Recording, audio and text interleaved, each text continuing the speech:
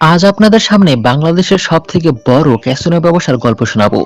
কিভাবে দেশের বড় বড় অসৎ রাজনীতিবিদ আমলারা দেশ থেকে হাজার হাজার কোটি টাকা অবৈধভাবে উপার্জন করে দেশের বাইরে পাচার করে। আর এমন গল্প নিয়ে বাংলা ফিল্ম ইন্ডাস্ট্রিতে এর আগে কোনো মুভি হয়নি। তাই গল্পটা আজ আপনাদের ভিন্ন রকম একটা স্বাদ দেবে। গল্পটার মূল চরিত্রে অভিনয় করেছে নীরব ও বুবলি। তাই আর কথা না বাড়িয়ে মূল গল্পে চলে যাই। গল্পের শুরুতে দেখতে পাই একটি মেয়ে দেশের বড় বড় ব্যক্তিবর্গ ও রাজনীতিবিদদের বিশেষ একটা মিটিং এর ভিডিও করছে। আসলে এই সব লোকগুলো মানি লন্ডারিং এর কাজ করে, দেশের বাইরে তারা অবৈধ টাকা পাচার করে। কিন্তু হঠাৎ তারা মেয়েটাকে ভিডিও করতে দেখে ফেলে। তখন তারা মেয়েটাকে ধরার চেষ্টা করলে মেয়েটা ওখান থেকে দ্রুত পালিয়ে যায়। মেয়েটার নাম হচ্ছে আদ্রি, সে একজন সাংবাদিক। আদ্রি তাদের সবার বিরুদ্ধে একটা রিপোর্ট তৈরি করে। ইনি হচ্ছে মোনায়েম খান। দেশের যত বড় বড় রাজনীতিবিদ বা সরকারি আমলা রয়েছে তাদের খুব কাছের মানুষ হচ্ছে তিনি, এবং দেশের সিংহভাগ অর্থ পাচার হয় মোনায়েম খানের হাত ধরেই। এবং তারই ডান হাত হচ্ছে বদরুল, রানিং কমিশনার তিনি। তাদের সাথে আরো অনেকেই লোকাল এজেন্ট হয়ে মানি লন্ডারিং এর কাজ করে। তারা পুরো বাংলাদেশে মানি লন্ডারিং এর বিশাল একটা চেইন তৈরি করে ফেলেছে। আর তাদের এই সব কাজে সাহায্য করেছে বিদেশি আইন প্রণয়নকারী কোনো সংস্থা অথবা ব্যক্তি। কিন্তু কে বা কারা করছে সেটা জানা যায়নি। এরকম একটা রিপোর্ট তৈরি করে আদ্রি তার বসের কাছে দেয়, যাতে তিনি রিপোর্টটা প্রেস থেকে প্রকাশ করে দেয়। কিন্তু তার বস মোনায়েম খানের কাছ থেকে বিশাল অঙ্কের টাকা ঘুষ খেয়ে বিষয়টা তাকে জানিয়ে দেয়, এবং নিউজটা সে আর প্রকাশ করে না। পরবর্তীতে রানিং কমিশনার বদরুল গুন্ডা নিয়ে এসে আদ্রির বাসায় অ্যাটাক করে, তাকে মেরে ফেলার জন্য। এরপর আদ্রিকে মেরে তার বাসার সুইমিং পুলে ফেলে রেখে চলে আসে। এর বেশ কিছুদিন পর একজন সাধারণ মানুষ পুকুরে বড়শি দিয়ে মাছ ধরার সময় পানির নিচে বড়শিটা আটকে যায়।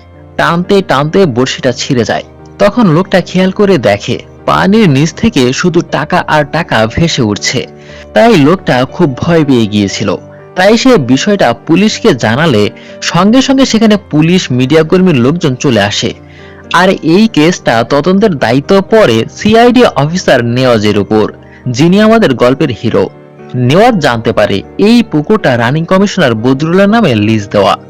নেওয়াজ আগে থেকে অবগত ছিল বদরুল এই ধরনের কাজ, মানি লন্ডারিং এর কাজের সাথে জড়িত। এরপর সে বদরুলকে গ্রেপ্তার করার জন্য সঙ্গে সঙ্গে তার বাসায় চলে যায়। নেওয়াজ বদরুলকে বলে তার ওই পুকুরে পানির নিচে কোটি কোটি টাকা পাওয়া গেছে। কিন্তু বদরুল নেওয়াজকে থ্রেট করতে থাকে, তুই অনেকবার বাইরে গেছিস, ইত্যাদি ইত্যাদি। তখন নেওয়াজ তাকে গ্রেপ্তার করে নিয়ে আসে। বদরুলকে থানায় নিয়ে আসার সময় দূর থেকে কেউ একজন বদরুলকে টার্গেট করে গুলি করে মেরে ফেলে, যাতে করে তার জন্য অন্যরা বিপদে না পড়ে। এরপর সেই উদ্ধারকৃত টাকাগুলো দেখতে পাই। নেওয়াজ টাকাগুলো চেক করে দেখে যেই পেপার দিয়ে টাকাগুলো মোড়ানো হয়েছে সেটা কোনো সাধারণ পেপার নয়। এই পেপার সাধারণত হাসপাতালে সেনসিটিভ পার্টস পরিবহনে আর আর্দ্রতা ধরে রাখার জন্য ব্যবহার করা হয়। এরপর নেওয়াজ সিআইডি পুলিশকে বলে এই পেপার কারা ইম্পোর্ট করে তাদের খোঁজ করে দেখার জন্য। এই সব কাজের সাথে যারা জড়িত নেওয়াজ একদম তাদের শিকড় উপড়ে ফেলবে। এরপর দেখতে পাই এই শহরে ক্যাসিনোর সাম্রাজ্য গড়ে উঠেছে, যেখানে দেশের বড় বড় ব্যক্তিবর্গরা আসেন। আর এই ক্যাসিনো ব্যবসার মালিক হচ্ছে প্রিন্স। প্রমিথিউস ক্লাবের আড়ালে এই ক্যাসিনো ব্যবসা শুরু করেছেন তিনি। এখানকার একটা অংশ টাকা যায় প্রশাসনের কাছে, আর একটা অংশ যায় দেশের বড় বড় রাজনীতিবিদ ও দালালদের কাছে, যাদের মাধ্যমে হাজার হাজার কোটি টাকা দেশের বাইরে পাচার করা হয়। হঠাৎ প্রিন্সের কাছে ফোন আসে বদরুলের বিষয়টা নিয়ে, তাদেরকে ঝামেলায় পড়তে হতে পারে। তখন প্রিন্স বলে আমি বদরুলের ব্যাপারটা পার্সোনালি হ্যান্ডেল করছি। তাদের পুকুরে রাখা ৩,০০০ কোটি টাকা পুলিশ উদ্ধার করেছে। এরপর প্রিন্স মোনায়েম খানকে এক বস্তা টাকা দেয় প্রশাসন পুলিশকে হ্যান্ডেল করার জন্য।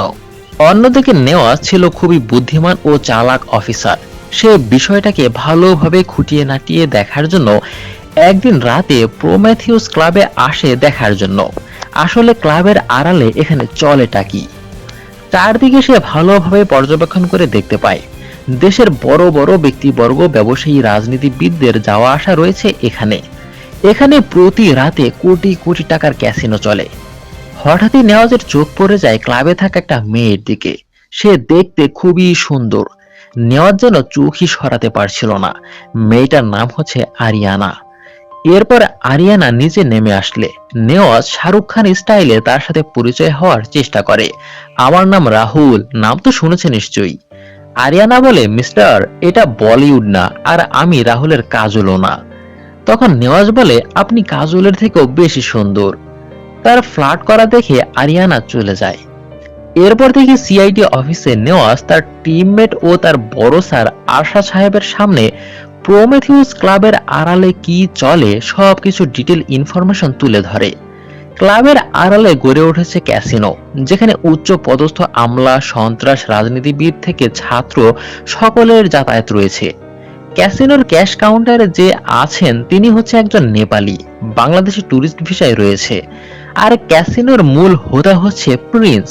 তিনি বাংলাদেশি দেখতে হলেও সে হচ্ছে একজন নেপালি, ভীষণ স্মার্ট আর খুব চালাক একজন লোক।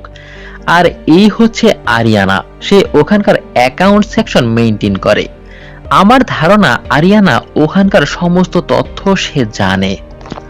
তখন আরশাদ স্যার নেওয়াজকে বলে, তাহলে বিষয়টা তোমাকে আরো ভালোভাবে খেলে দেখতে হবে, খুব চালাকির সাথে।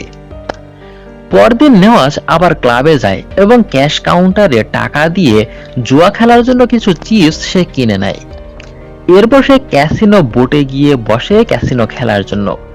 আর ওপরে প্রিন্স রুমে বসে সবকিছু মনিটরিং করছিল। প্রিন্স খেয়াল করে দেখতে পায় নেওয়াজ একের পর এক জুয়া খেলে জিতে যাচ্ছিল। তখন প্রিন্স আরিয়ানাকে ডেকে বলে, ছেলেটাকে দেখো এবং তাকে গিয়ে লুজার বানিয়ে দাও। এরপর আরিয়ানা নেওয়াজের পাশে গিয়ে বসে। তখন নেওয়াজ বলে, বাহ, কি সৌভাগ্য আমার, না চাইতেই আজ দেবী পাশে। তখন আরিয়ানা বলে, আবার যেন অভাগা হয়ে যেও না। কিন্তু নেওয়াজ বলে, কোনো চান্স নেই বেবি। এরপর আরিয়ানা আবার খেলা শুরু করতে বলে। তখন খেলা শুরু করলে নেওয়াজ একের পর এক জুয়া খেলে হেরে যাচ্ছিল। এর কারণ হচ্ছে আরিয়ানা তার পাশে বসে কার্ড নাম্বারগুলো দেখে টেবিলের নিচ দিয়ে আঙুল দিয়ে শো করছিল, আর সেটা ওই লোকের জুতার মধ্যে প্রতিচ্ছবি ভেসে উঠছিল। আর ওপর থেকে প্রিন্স রিমোট দিয়ে বোর্ড কন্ট্রোল করছিল। মূলত এ কারণেই নেওয়াজ হারতে হারতে লুজার হয়ে যায়। তখন নেওয়াজ বোটের চারপাশে একটু ঘুরে দেখে তাদের চালাকিটা ধরার জন্য। সে দেখতে পায় বোটের ওই লোকের জুতার মধ্যে আরিয়ানার প্রতিচ্ছবি ভেসে ওঠে। সবকিছু বুঝেও সে না বোঝার ভান করে থাকে। আরিয়ানা বলে, তুমি তো লুজার হয়ে গেলে। নেওয়াজ তখন বলে, কেউ খেলে টাকার জন্য আর কেউ খেলে সঙ্গ পাওয়ার জন্য।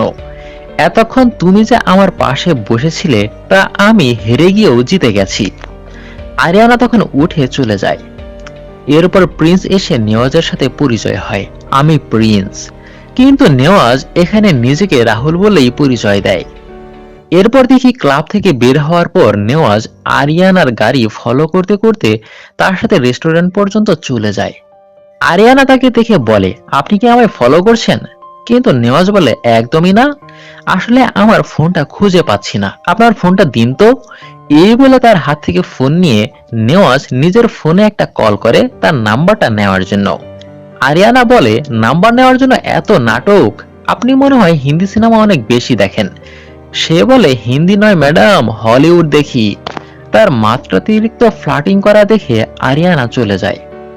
পরের দৃশ্যে দেখতে পাই প্রিন্স, আরিয়ানা ও তাদের লোকেরা আলোচনা করছিল।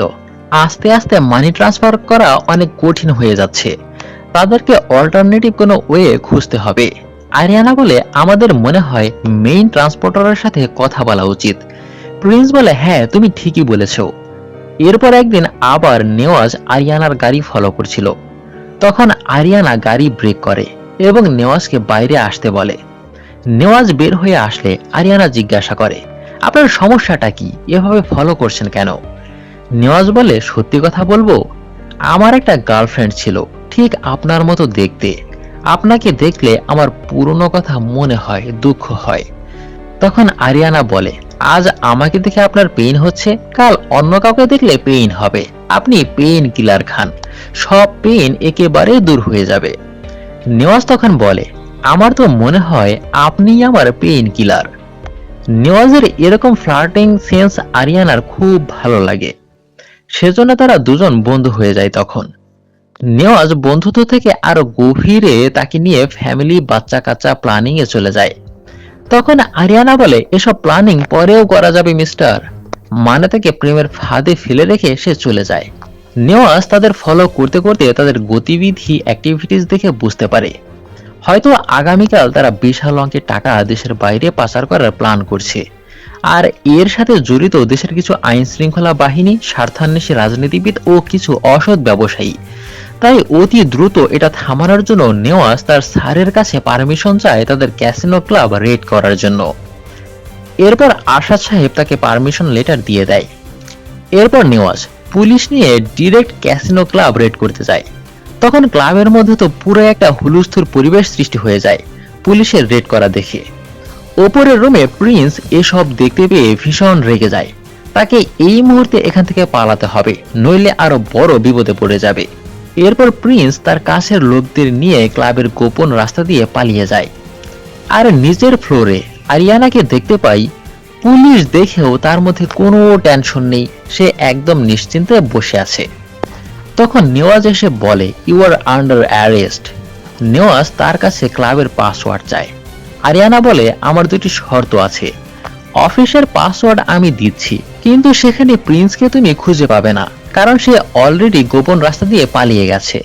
তবে আমি তোমাকে প্রিন্সকে ধরার জন্য সাহায্য করতে পারি, সেটার জন্য দুটো শর্ত মানতে হবে। প্রথমত, আমাকে এখান থেকে বের করতে হবে। দ্বিতীয়ত, আমার নামে ওয়ারেন্ট জারি করবে। আর খবরটা যখন প্রিন্সের কাছে পৌঁছে যাবে, তখন সে জানবে যে আমি ক্যাসিনোর সমস্ত ডকুমেন্টস নিয়ে পালিয়ে গেছি। নেওয়াজ বলে, আমি তোমাকে এই হেল্প কেন করব? তখন সে বলে, কারণ তোমার দরকার হচ্ছে প্রিন্সকে ধরার। এখন চয়েস তোমার, কি করবে ভেবে দেখো। এরপর নেওয়াজ তার শর্ত দুটি মেনে নেয় এবং মন্ডলকে ডেকে তার সাথে আরিয়ানাকে এখান থেকে বের করে দেয়। এরপর নেওয়াজ আরিয়ানার দেওয়া অফিসের পাসওয়ার্ড ব্যবহার করে রুম তল্লাশি করার পর তারা অনেক অবৈধ টাকা খুঁজে পায়। হাজার হাজার কোটি টাকা তারা এভাবে প্রতিনিয়ত বাইরে চালান করছিল। পরের দৃশ্যে দেখি নেওয়াজ আবার আরিয়ানাকে ধরে ফেলে, কারণ আরিয়ানা প্রিন্সকে ধরার জন্য সাহায্য করার কথা বলে নেওয়াজের সাথে সে প্রতারণা করছিল। নেওয়াজ জানতে চায়, প্রিন্স কোথায় আছে, তার লোকেশন বলো। কিন্তু আরিয়ানা বলে, যদি বলি তাহলে ওরা আমাকে মারবে, আর না বললে তুমি মারবে। নেওয়াজ তাকে প্রমিস করে, তোমার কিচ্ছু হবে না, সত্যিটা বলো। তখন আরিয়ানা বলে, প্রমিস তো তোমার এক্স গার্লফ্রেন্ডকেও করেছিলে, তাকে তো বাঁচাতে পারোনি। এটা শুনে নেওয়াজ খুব অবাক হয়ে যায়, এত কথা তুমি কিভাবে জানো? আরিয়ানা বলে, তোমার ব্যাপারে সব তথ্য আমার নেওয়া শেষ। তখন নেওয়াজ ফ্ল্যাশব্যাকে তার গার্লফ্রেন্ডের কথা খুলে বলে, শুরুতে আদ্রি নামের যে মেয়ে সাংবাদিকটাকে দেখেছিলাম, সেই মেয়েটা ছিল নেওয়াজের গার্লফ্রেন্ড। আদ্রিকে দিয়ে নেওয়াজ অনেক তথ্য কালেক্ট করত, কিন্তু সেদিন গুন্ডাগুলো যখন আদ্রিকে মারতে আসে, তখন আদ্রি নেওয়াজকে ফোনও করেছিল, কিন্তু ব্যস্ততার জন্য সে ফোন রিসিভ করতে পারেনি। পরবর্তীতে আদ্রির অনেকগুলো মিসড কল দেখে নেওয়াজ যখন আদ্রির বাসায় যায়, তখন সুইমিং পুলে তার লাশ দেখতে পায়। সেদিন আদ্রির জন্য নেওয়াজ অনেক কষ্ট পেয়েছিল। এসব শুনে আরিয়ানা বলে, তাহলে তো তোমার কোনো দোষ ছিল না, তুমি আবার নতুন করে লাইফটা স্টার্ট করো। নেওয়াজ বলে, তুমিই তো রাজি হচ্ছ না। তখন আরিয়ানা হেসে বলে, তাহলে আর আদ্রির কথা ভাবা যাবে না, আমাকে নিয়েই থাকতে হবে। এরপর থেকে তাদের দুজনের মধ্যে প্রেম করতে দেখতে পাই, তারা দুজনে প্রেম করতে থাকে। পরের দৃশ্যে দেখি নেওয়াজ তার স্যারকে বলছিল, এরা একটা সংঘবদ্ধ চেইন হয়ে বেশ কিছু বছর ধরে মানি লন্ডারিং এর কাজ করছে, যেখানে মোনায়েম খানের সাথে জড়িত দেশের অনেক বড় বড় রাজনীতিবিদরা ও প্রশাসনও। এরা একজন অন্যজনের সাথে লিঙ্ক আপ করা, তাই তাদেরকে হাতে নাতে ধরার জন্য হায়ার অথরিটির কাছে পারমিশন চায় তাদের প্রত্যেককেই ট্র্যাক করার জন্য। কিন্তু এই বিষয়টা কেউ জানবে না, আমি আর আপনি ছাড়া, কারণ তাদের নিজেদের ভেতরে হয়তো কেউ তাদের হয়ে কাজ করছে। কথা মতো নেওয়াজ তার টিমদের নিয়ে কেসটা তদন্ত চালিয়ে যেতে থাকে। সন্দেহজনক প্রত্যেকের লোকেশন ট্র্যাক করে নজরদারি করতে থাকে। এরই মধ্যে একদিন তাদের সিআইডি টিমের একটি মেয়ে ফ্লোরা, সে আড়াল হয়ে কারোর সাথে ফোনে কথা বলছিল। বিষয়টা নেওয়াজ এসে দেখতে পায়। তখন থেকেই নেওয়াজ ফ্লোরাকে সন্দেহের তালিকায় রাখে। পরের দৃশ্যে দেখি নেপালি সিক্রেট ইন্টেলিজেন্স থমাস নেওয়াজের ফ্ল্যাটে খুব গোপনে পার্সোনালি তার সাথে কথা বলতে আসে। এখানে থমাস প্রিন্সের ব্যাপারে একটা ভয়ঙ্কর সত্য প্রকাশ করে। নেপালে গণ অভ্যুত্থানের আগ মুহূর্তে নেপাল জুড়ে গোপনে গণহত্যা শুরু হয়েছিল। সেই সময় নেপালের রাজ পরিবারের কিছু সদস্য দেশের সম্পদ লুণ্ঠন করে বাইরে গিয়ে নিজের সম্পদের পাহাড় গড়ে তুলেছিল। আর তাদের মধ্যে সবচেয়ে নিষ্ঠুরতম রাজা ছিল রাজা যতীন থাগমে। আর তারই একমাত্র সন্তান হচ্ছে যুবরাজ থাগমে, অর্থাৎ প্রিন্স। এই কথা শুনে নেওয়াজ খুব অবাক হয়। তিনি আরো বলে, নেপালে গণ অভ্যুত্থানে তার বাবা মা মারা গেলেও সে ওখান থেকে পালিয়ে ভারতে রাজনৈতিক আশ্রয় নিয়েছিল। আর তার পরের ঘটনা তো আপনারা জানেনই। নেওয়াজ বলে, আমি আপনাকে কিভাবে সাহায্য করতে পারি? থমাস বলে, আমি খুব ভালোভাবেই জানি প্রিন্সকে অ্যারেস্ট করার জন্য কোনো শক্তপোক্ত এভিডেন্স আপনাদের কাছে নেই। আর যদি থেকেও থাকে, ইন্টারপোল আর সিআইএ এর কাছ থেকে প্রিন্সকে কেড়ে আনতে পারবেন, কারণ তারা সব সময় প্রিন্সকে প্রোটেক্ট করে আসছে। তাদের কাছ থেকে আনা সহজ হবে না। থমাস বলে, প্রিন্সকে ধরার জন্য নেপালে এবং বাংলাদেশে যত ধরনের ক্রাইম করেছে সবকিছুর প্রমাণ সে তাকে দেবে, কিন্তু এর বিনিময়ে প্রিন্সকে তার হাতে তুলে দিতে হবে। এরপর নেপালের জনগণের সামনে সে প্রিন্সের বিচার করবে। নেওয়াজ জানতে চায়, এটার জন্য আমাকে বেছে নিলেন কেন?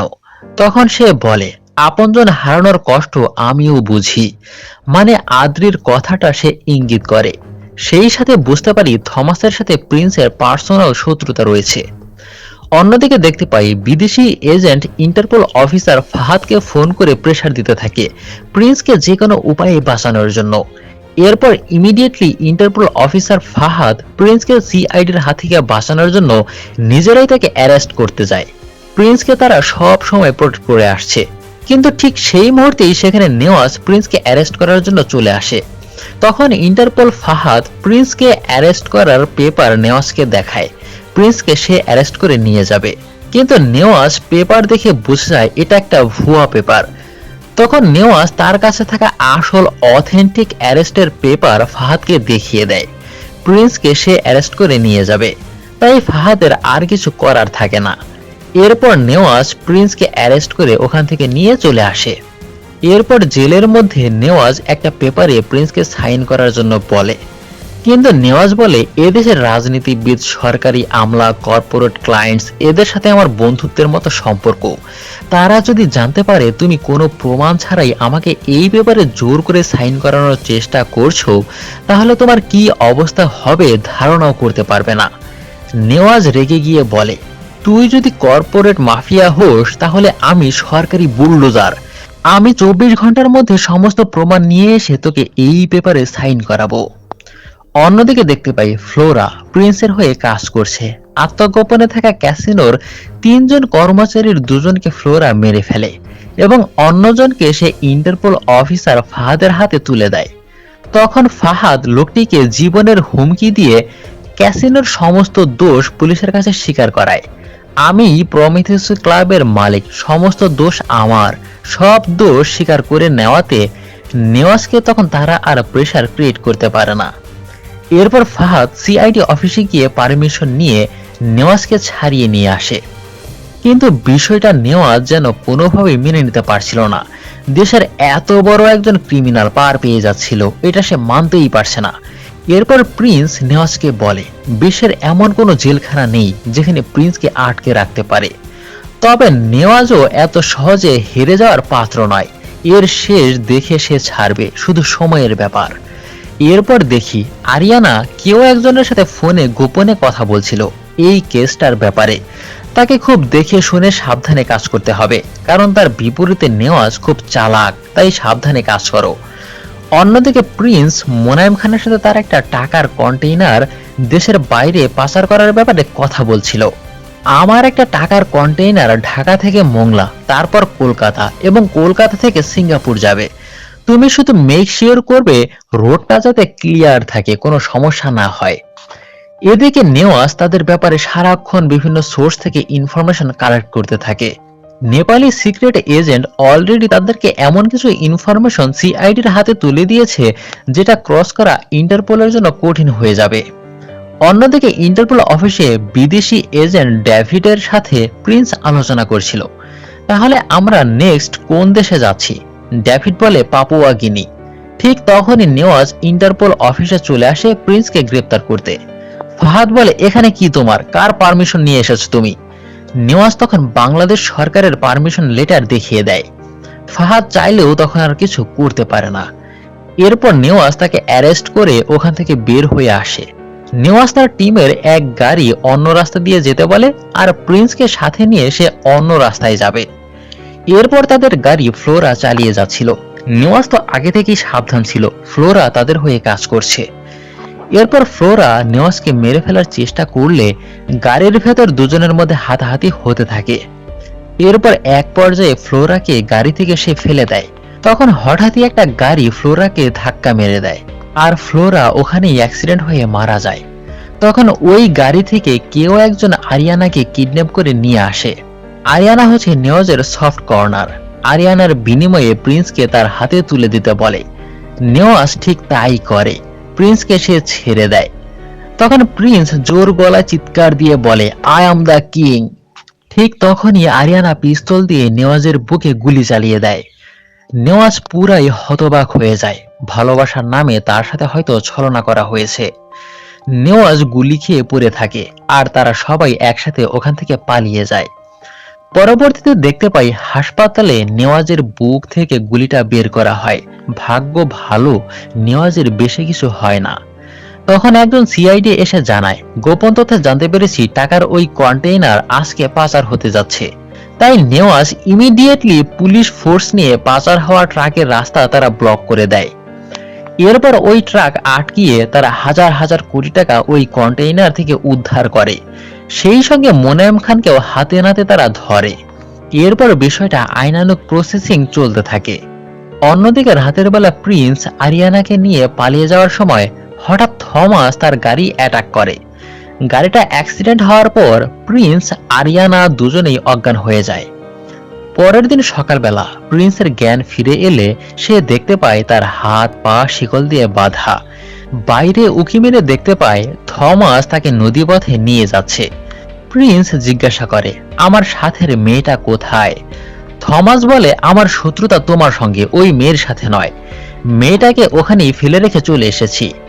প্রিন্স এবং থমাসের মধ্যে আসলে কিসের শত্রুতা?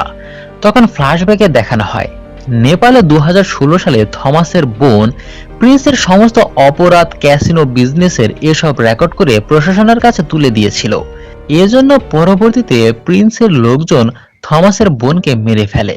আর ঠিক সেই কারণেই থমাস তাকে আইনানুগ বিচারের মাধ্যমে ফাঁসির দড়িতে ঝুলাতে চায়। তখন দেখতে পাই আরিয়ানা অন্য একটা বোট নিয়ে এসে প্রিন্সকে বাঁচাতে থমাসকে অ্যাটাক করে। এরপর এক পর্যায়ে থমাসের গায়ে গুলি লেগে সে আহত হয়ে যায়। তখন আরিয়ানা প্রিন্সকে মুক্ত করে। ওই মুহূর্তে প্রিন্স থমাসকে গুলি করে একেবারেই মেরে ফেলে। আর এই ঘটনায় প্রিন্স আরিয়ানার উপর পুরোপুরি ভরসা করতে সাহস পায়। আরিয়ানার প্রতি তার যেটুকু সন্দেহ ছিল সেটা পুরোপুরি দূর হয়ে যায়। আরিয়ানা তার বিশ্বাস অর্জন করতে সক্ষম হয়। এখন আরিয়ানা জানতে চায়, এখন আমাদের প্ল্যান কি? তখন সে বলে, এই দেশ থেকে যত অবৈধ টাকা আছে সবকিছু নিয়ে বাইরে চলে যাচ্ছি। তাদের জন্য ম্যাক্স অপেক্ষা করছে। আর এই ম্যাক্স হচ্ছে পুরো এশিয়ার মানি লন্ডারিং এর চিফ অফ কমান্ড। অন্যদিকে সিআইডি সার্বক্ষণিক তাদের লোকেশন ট্র্যাক করে যাচ্ছিল। তাদের বিভিন্ন গতিবিধি দেখে বুঝতে পারে আজকে রাতের মধ্যেই সব টাকা পাচার হচ্ছে, একটা সিকিউর নাম্বারে যাচ্ছে। তাই নেওয়াজ তার টিমদের সবকিছুর জন্য প্রস্তুত হতে বলে, তাদের মিশনে যেতে হবে। সেদিন রাতে ম্যাক্সকে দেখতে পাই। একটি হোটেলে এসে ম্যাক্স প্রিন্সের সাথে দেখা করে। ম্যাক্সের অ্যাকাউন্টে সব টাকা ট্রান্সফার করা হবে। অন্যদিকে আরিয়ানা ওয়াশরুম থেকে কারোর সাথে খুব গোপনে ফোনে সিক্রেট কিছু জানিয়ে দেয়। আর এদিক দিয়ে দেখি নেওয়াজ তার টিম নিয়ে সবাইকে ধরার জন্য লুকিয়ে লুকিয়ে হোটেলে প্রবেশ করে। এরপর ম্যাক্স তার অ্যাকাউন্টে সব টাকা ট্রান্সফার করার জন্য যখন অ্যাকাউন্টে প্রবেশ করে তখন দেখতে পায় তার অ্যাকাউন্টের অ্যাক্সেস হঠাৎ বন্ধ হয়ে গেছে। তখন সে কাউকে ফোন করে তার অ্যাকাউন্টের প্রবলেম জানার জন্য। তখন ওই লোকটি জানিয়ে দেয়, আপনাদের মধ্যে কোনো স্পাই রয়েছে, তিনি এই সমস্যাটা করেছে। এটা শুনি প্রিন্স একজনকে স্পাই মনে করে সেখানেই গুলি করে মেরে ফেলে। কিন্তু পরবর্তীতে ওই লোকটা জানায় স্পাইটা হচ্ছে ফিমেল স্পাই, পুরুষ নয়। তখন প্রিন্স পুরোপুরি নিশ্চিত হয় তাহলে সেটা হচ্ছে আরিয়ানা। আরিয়ানা তখন পিস্তল বের করে ম্যাক্সের মাথায় তাক করে। তখন আরিয়ানা নিজের আসল পরিচয় দেয়। আরিয়ানা হচ্ছে ইন্টারপোল অফিসার। অনেকদিন থেকেই ইন্টারপোল ডিপার্টমেন্টের অনেকেই মানি লন্ডারিং এর কাজে হেল্প করে যাচ্ছিল, আর হেডকোয়ার্টার থেকে আমাকে দায়িত্ব দেওয়া হয়েছে তাদেরকে ধরার জন্য। তাই এতদিন সে তাদের মধ্যে স্পাই হয়ে কাজ করেছে। আরিয়ানা বলে, যদি বেশি চালাকি করার চেষ্টা করো আমি ম্যাক্সকে মেরে ফেলবো। কিন্তু প্রিন্স নিজেই ম্যাক্সকে গুলি করে মেরে ফেলে। এরপর আরিয়ানাকে অ্যাটাক করতে নিলে তখন নেওয়াজ গুলি করে সবকিছু লন্ডভন্ড করে দেয়। এরপর নেওয়াজ ও আরিয়ানা দুজনে মিলে তাদের বিরুদ্ধে লড়াই করে। অনেকক্ষণ লড়াই করার পর এক পর্যায়ে নেওয়াজ নিজের আত্মরক্ষার্থে প্রিন্সকে গুলি করে ওখানে মেরে ফেলে। অবশেষে তাদের মিশন সাকসেসফুল হয়। দেশ থেকে পাচার হওয়া সব সম্পদ তারা উদ্ধার করতে সক্ষম হয় এবং সবশেষে নেওয়াজ ও আরিয়ানার মধ্যে মিল হয়। আর মুভিটা এখানেই শেষ হয়। তো বন্ধুরা, আজকের এই গল্পটি আপনাদের কেমন লাগলো অবশ্যই কমেন্ট বক্সে জানাবেন। সবাইকে ধন্যবাদ।